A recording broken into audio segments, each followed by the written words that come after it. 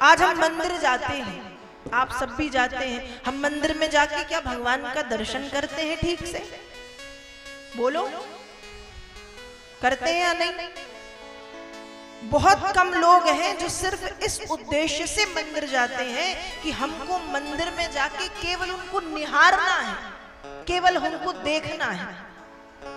और ज्यादातर लोग मंदिर में भिखारी बन के जाते हैं, भक्त नहीं बनते, भिखारी। भगवान ये दे दो, भगवान बहुत दुखी है, दुख दूर कर दो, भगवान ऐसा कर दो, भगवान वैसा। मतलब मंदिर जाके भगवान को परेशान करते हैं, मांगने जाते हैं। मैंने आपको बताया था कि मांगने से भगवान देते तो हैं, लेकिन ध्यान रखिएगा प्रेम की धारा टूट जाती है, इसलिए निष्काम भाव से भक्ति करना चाहिए।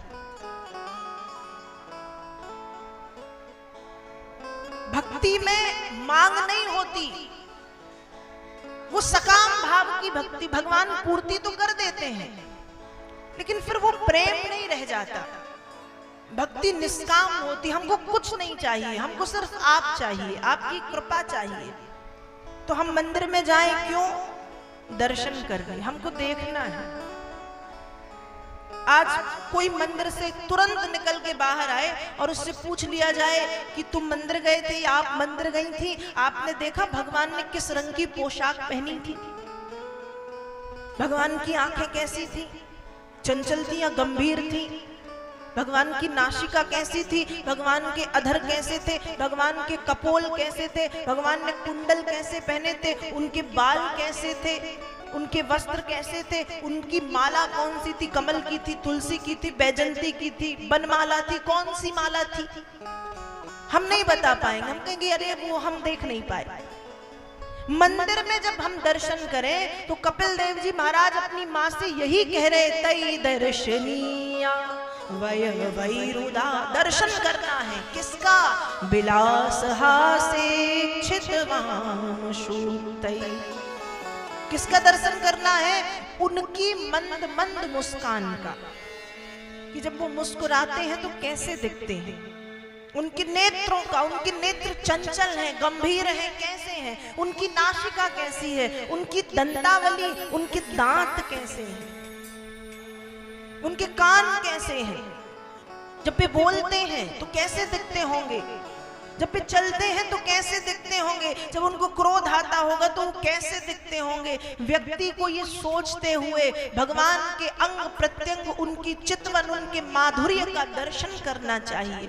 उनके नेत्र, उनकी नासिका, उनके कान, उनके अधर, उनके कपोल, उनका अंग और प्रत्यंग का दर्शन करना चाहिए। बिलासहा से छितवाम सूक्तै।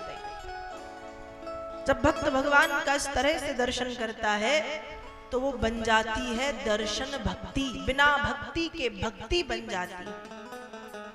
हमारा मन तो नहीं था भक्ति करने का, लेकिन अचानक पता नहीं कैसे नजर पड़ी भगवान की मूर्ति पे, और जब मूर्ति पर नजर पड़ी तो बस उससे हटे ही नहीं, देखते रह गए।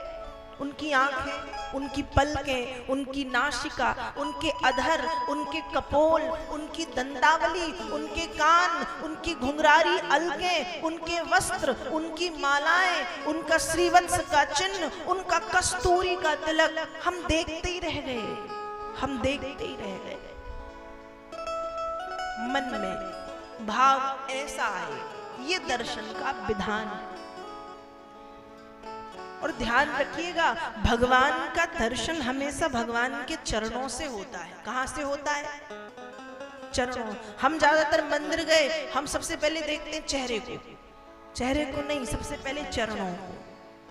कहां देखना है? चरणों।